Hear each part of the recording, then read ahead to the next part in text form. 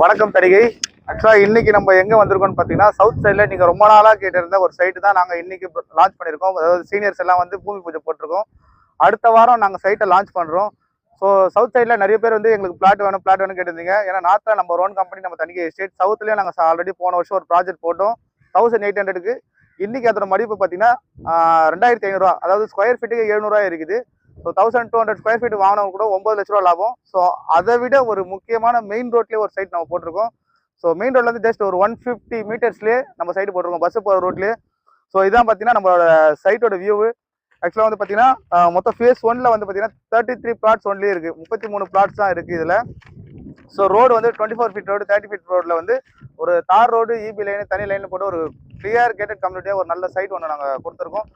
So இதில் இன்னொரு முக்கியமான விஷயம் பார்த்தீங்கன்னா, ஒரிஜினல் டிடிசிபி அப்ரூவல் லேண்டு. அதாவது இந்த சவுத் சைடில் பார்த்தீங்கன்னா ஒரிஜினல் டிடிசிபி அப்ரூவல் கம்மி, நம்மளுக்கு வந்து ஒரிஜினல் டிடிசிபி